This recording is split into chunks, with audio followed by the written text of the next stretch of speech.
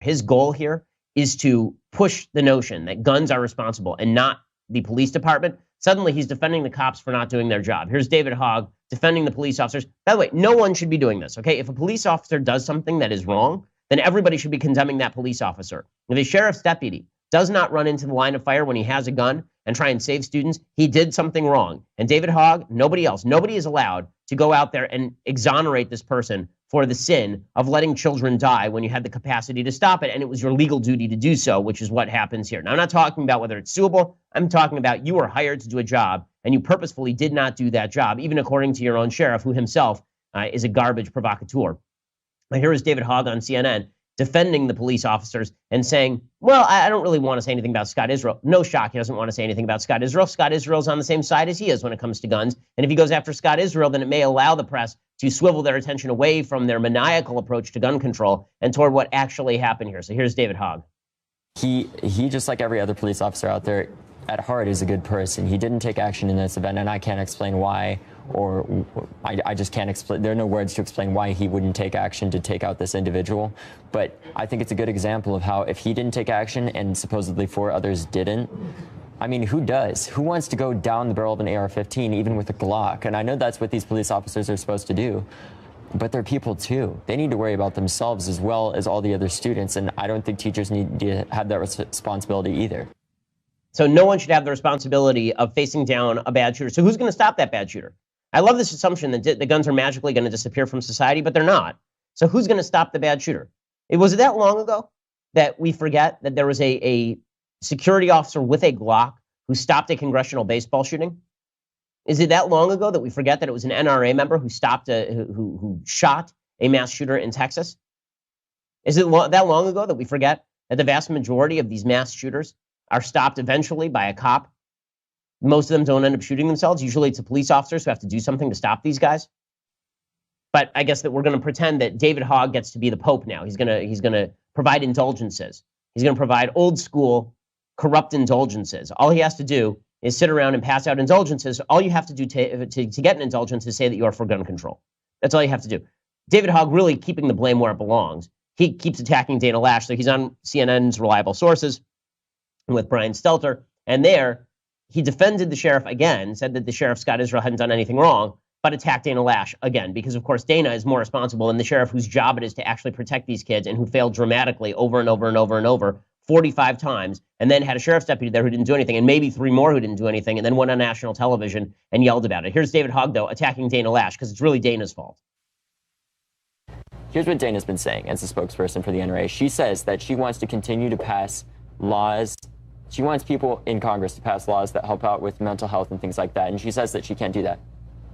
Are you kidding me? You own these politicians. You've passed legislation that enables these bump stocks, which, by the way, aren't allowed at NRA shooting ranges because they're too dangerous. That's how bad they are. But continuing on with my point, she wants Congress to take action and says that they won't. Are you kidding me? She owns these congressmen. She can get them to do things. It's just she doesn't care about these children's lives. Well, I asked Dana, if she owns congressmen, can she get them to do entitlement reform? I mean, so long as she's got them completely in her pocket, can she push them for maybe some better regulations? Yeah, there are about 1,000 things that I could ask Dana to do as long as she has Congress directly in her pocket. But that last statement is really egregious, and we're going to discuss that at length in just a second. That last statement where he says that Dana doesn't care if children get killed, this is sick stuff. And I understand you went through a tragedy. I understand something bad happened to you. That does not make that statement any less immoral. It is immoral to sit around suggesting that Dana Lash does not care about dead kids because she disagrees with David Hogg, of all people, on gun control. Again, I've been saying this for a week and a half. I don't understand what about tragedy somehow confers expertise on policy on people. I don't think it does. I think it confers expertise on suffering because that's what you've done. You have experience in suffering. But you don't magically have knowledge about gun control or how it works. You don't magically have knowledge about gun policy after studying the issue for half a hot second, and then going on TV and spouting slogans that you got from Chuck Schumer's webpage. And you certainly don't have the moral credibility under any circumstances to impugn the intent of people who clearly do care about the death of children. You know who doesn't care about the death of those kids? The shooter. You know who doesn't care about the death of those kids? Presumably ISIS. But I promise you, Dana Lash does care about the death of those kids. I even believe that Scott Israel, who I think is a schmuck, cares about the death of those kids. I think he's a bad guy. I think he cares more deeply about his own political career than he does about the truth. But I'm sure that he was pained by the death of those children. But attributing those motives to Dana, it really is immoral. And this brings up a serious problem with the entire debate that we are currently having. It is self-contradictory. We have all these statements that are being put out there one after another, and they all contradict each other, and we are supposed to pretend like they don't. So, for example, we keep hearing that the Parkland shooting witnesses are taking moral leadership of the gun control debate, these high school students. They've filled the gap left by the adults. There are new leaders. They're the people we should take super seriously. And then simultaneously, we are told that you must never criticize their perspective because they're victimized children. So which is it? Are these the most brilliant, wise, and wonderful among us? Or is it possible that they could be criticized? Like, which is it? Are they innocent children? And if they are innocent children, then wouldn't that suggest we have to protect their innocence rather than using them as political shields? It's so disingenuous to go around saying these kids are the new experts on gun control, and then the minute you say what they just said is wrong or immoral or not true, then it's you who are the problem. I'm not the one who stepped in front of the camera after a shooting and decided to spout off about gun control. And that was not me. Right? I mean, that's my job is to comment on current events. But these kids put themselves in the public eye. That's fine. That's their choice. But being in the public eye comes with criticism. It does. I've been doing it since I was their age. I understand that. I got hit a lot when I was a kid for all of the things that I said politically. And you know what? Some of those were deserved. Sometimes I was wrong. There's this weird notion going around that they can simultaneously claim that they are the great moral arbiters of society and at the same time receive no blowback whatsoever. That's not how the First Amendment works. That's not how public debate works. And that's certainly not how politics should work. We cannot have a society if the way we make policy is someone experienced a tragedy, therefore they are the new king and potentate, and they get to determine what the policy is. So pick one, okay? If all of these witnesses are the moral leaders, then they also have to take the slings and arrows that come with speaking publicly. Hey, how about this? People who are saying the Parkland shooting witnesses demonstrate that 16-year-olds have important things to say about public policy and they should vote. Okay, that's fine. Let's say that's true. Let's pretend that's true for just a second.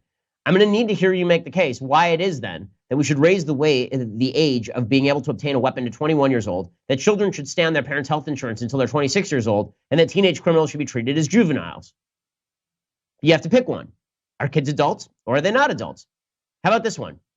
People on the left suggesting that the police response to the Parkland shooting shows that a good guy with a gun can't stop a bad guy with a gun.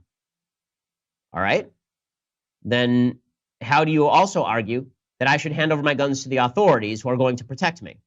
So if the good guys with the guns can't stop the bad guys with the guns, why should I give my guns to a bunch of the good guys who can't stop the bad guys? That makes no sense to me. I'm not handing my gun over to the same police department that stood by while 17 people were slaughtered. You got to pick one.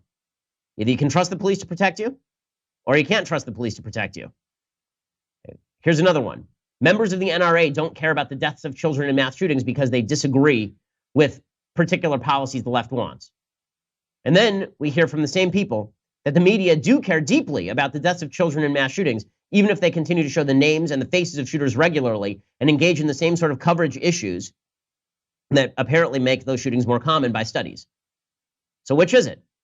If we are going to impute motives to people based on their activity, if we're going to say the NRA doesn't care about school shootings because their policies lead to more school shootings, not true, but okay, if that's your argument, then how can you say that the media obviously do care about mass shootings even when they continue to show names and faces of mass shooters on TV for ratings? Which is it? My understanding is the folks in the media do care about shootings, and maybe they disagree with me on how to treat those. And people in the NRA care about shootings too, and maybe they disagree with you on how to treat those. But you got to pick one. You can't have it both ways. Here's another one. David Hogg was completely right to shellac Dana Lash over her culpability in the Parkland shootings, but he was also completely right to ignore the culpability of Sheriff Israel in the Parkland shootings because the facts aren't out yet. Can't have it both ways. If you're going to blame Dana, you certainly have to blame the sheriff who was in charge of all this crap when it went down. How about this? The shooting survivors claiming that Dana and Senator Rubio are morally inferior human beings who don't care about the mass slaughter of innocent kids, but Americans are doing something deeply wrong if we question whether it's appropriate for survivors to impute nasty motives to those with whom they disagree. So in other words, if you're a survivor, you get to impute whatever motive you want to anybody else. But if I say, I'm going to impute a motive to you, which is a political motive, to how you are assessing blame, then I'm the bad guy for having politicized. Doesn't work that way. The same people, again, there's so many contradictions that are being offered by the gun control proponents here. None of these make sense. Okay, people who are saying semi-automatic rifles must be banned because they're so commonly used in mass shootings, but then say that if I say the Second Amendment is under assault, I'm paranoid and crazy. Why would I possibly think the government wants to take away my rights? Why would I think I need a gun to protect the government from taking away my rights? And then at the same time, they say the government should remove my guns from my house. Explain that one. Explain. By the way, side note here, I saw an argument online today from some dolt that the Second Amendment should be interpreted to give everyone a musket, as opposed to the rifle that they currently have, right? That is equivalent to saying, it is the pure equivalent of saying that we should get rid of the internet, we should get rid of text messaging, we should get rid of the telegraph, we should get rid of the telephone. None of those are protected by the First Amendment. Your ability to speak on none of those is protected by the First Amendment because none of those things existed in 1791. It's a dumb, dumb argument. Another internal contradiction from the gun control side. More armed security at schools, they say, will not make our children safer. But then the folks in the media who say this have armed security at every one of their media outlets. I know, I've been to all of them. CNN has great security. MSNBC, ABC, CBS, they all have terrific security. They're not giving up those armed security guards anytime soon, nor should they.